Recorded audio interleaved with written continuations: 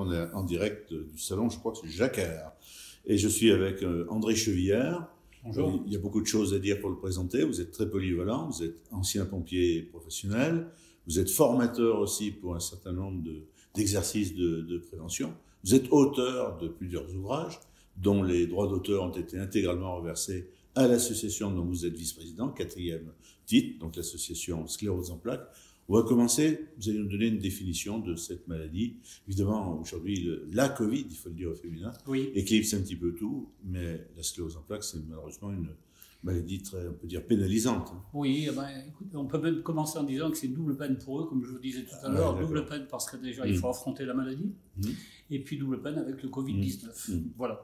Donc maintenant, qu'est-ce que la sclérose en plaques? Comment la définir? C'est une maladie inflammatoire multifocale. Alors qu'est-ce que ça veut dire? Que ça va dans plusieurs directions. Les directions ici, c'est le système nerveux central, autrement dit le cerveau, et la moelle épinière. Ça, c'est important à dire. Ce qu'on doit dire également, ça débute quand? Ça débute vers le jeune adulte, entre 20 et 40 ans. On verra tout à l'heure, je développerai un peu mieux.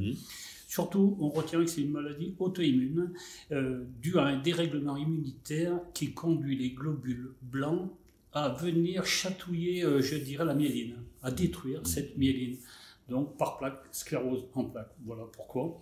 Un mot peut-être, est-ce que la recherche progresse? Oui, la recherche progresse avec un nouveau traitement de fond, on en parlera peut-être tout à l'heure, mais ce qu'on doit dire, ça progresse, ça ralentit les poussées, on verra ce que c'est que tout à l'heure les poussées si vous voulez, mais on ne guérit pas de la sclérose en plaques. Je parlais de la myéline. Peut-être tout de suite ce que c'est qu'une poussée, puisqu'on vient Une poussée, c'est le développement de la maladie. D'accord. C'est le développement qui avance, et cette poussée elle va se traduire dans l'immédiat, mais aussi ça peut durer une journée, ça peut durer plusieurs jours, voire plusieurs semaines. Et là, ça nécessite au patient, au malade, de se retrouver à l'hôpital et on lui fait des flashs de cortisone. Et André, est-ce qu'on peut guérir de la sclérose? Non, j'ai souligné, on ne guérit pas, on s'invalide, je dirais. Mais pour moi, on ne meurt pas de la sclérose en plaques, mais on s'invalide petit à petit. Et est-ce qu'on peut freiner la douleur? On freine avec les nouveaux traitements qui arrivent, on freine l'évolution de la maladie. Voilà. Un truc que je peux dire également, par exemple, il y a 60% de femmes pour 40% d'hommes qui ont cette maladie et 2 à 4% d'enfants. Dans ces 60% de femmes, une femme elle peut être enceinte et pendant cette maternité, on va dire pendant qu'elle est enceinte, ça stoppe la maladie. C'est marrant. Voilà. J'aimerais revenir sur un truc, je vous ai parlé de la myéline. La myéline, c'est quoi? C'est la gaine qui entoure les nerfs, on va dire. Comme un fil électrique. Imaginez qu'un fil électrique, il y a le cuivre et il y a cette gaine. Et dans l'organisme, cette myéline, elle fout le camp, elle part. Voilà.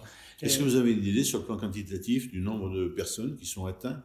Oui, bien sûr. Peut-être en France et éventuellement dans la Loire. J'avais prévu de vous en parler, mais je vais vous en parler maintenant. Il y a 4000 nouveaux cas par an, déjà, ce qu'il faut retenir.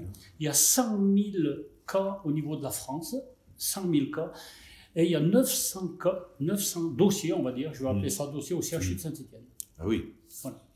Et la tendance, elle est plutôt à stopper, à progresser? Non, ça progresse, puisque moi, quand je suis rentré dans l'association, on parlait de 80 000 cas, on parle de 100 000 cas aujourd'hui. Donc il y a une progression de la maladie. Je reviens pour la myéline. Vous savez, je vous ai parlé de ce tissu. C'est un tissu qui entoure la fibre nerveuse. Mais surtout, ce qu'il faut savoir, c'est que cette myéline, elle permet la transmission de l'influx nerveux par les neurones. C'est important à dire. Voilà. Très bien. Alors là, on a parlé des symptômes, le traitement de fond sans être... Les traitements de fond, ça avance, voilà, c'est ce que je vous dis. Il y a des traitements, je ne veux pas rentrer dans les médicaments, ce n'est pas mon rôle, c'est plutôt le rôle du médecin ou du professeur. Donc, mais je veux dire qu'au niveau du traitement, il y a des traitements qui arrivent sur le marché, qui sont donnés aux patients, qui freinent simplement la maladie. Voilà ce qu'on retient. Il n'y a rien de préventif pour l'instant. Pour l'instant, non. Alors, parlons un peu de l'association. L'association, alors elle a des buts de formation, d'information, peut-être de loisirs aussi. L'association ASEPLS, Association Sclérose en plaques Loire Sud, elle est née, elle, le 5 juin 1997. D'accord. Donc c'est important à dire. Aujourd'hui, la présidente, c'est Lina Gianpietro, qui est bien connue ici dans notre région.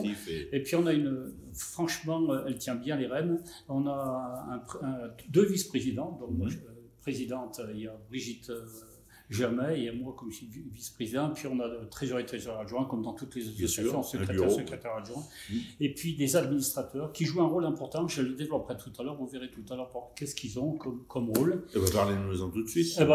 Donc si vous voulez, on leur donne, ils ont tous des missions à faire, par exemple, il y a un qui va s'occuper du sport, donc là moi j'ai marqué ici Taïso, piscine, aquagym. Donc, ils vont gérer ça. On a des gens qui vont gérer la partie formation, puisque dans la formation, il y a moi, par exemple, je leur fais les cours de secourisme, tous les cours de gestes d'urgence, mais aussi il y a des cours de langue. Je reviens à ma vice-présidente que je parlais tout à l'heure, elle encadre, les langues, l'allemand et l'espagnol, par exemple, avec d'autres personnes, bien entendu. Hein. Il y a des cours pratiques. Les cours pratiques, c'est le sable. On fait des tableaux, ils font des tableaux de sable, par exemple. Il y a la couture, etc. Voilà. Au niveau de ces formations. Et puis maintenant, le rôle essentiel de notre association, c'est quoi? C'est d'amener de l'argent, des dons pour faire avancer la recherche. Donc, ça me permet de vous dire que notre association... Il y a des chercheurs, je crois, à Saint-Étienne. Voilà, oui, bien sûr. Je me souvenir d'une conférence. Oui, il y a des chercheurs à Saint-Étienne, effectivement. Ouais. On a une relation d'ailleurs avec le réseau Rhône-Alpes, qui est super important, avec l'hôpital de Villeurbanne, qui, pour les patients qui le désirent, pour les patients qui sont enregistrés, si vous voulez, ils peuvent partir sur Grenoble, par exemple. On a leur carte d'identité avec leur maladie. Ce que je voulais dire, c'est que notre association, elle a été reconnue d'intérêt général. Autrement dit, on peut récupérer des dons et puis les redistribuer, comme je disais tout à l'heure. Mais aussi, on a signé la charte avec le CHU et la ville de Saint-Étienne. Voilà.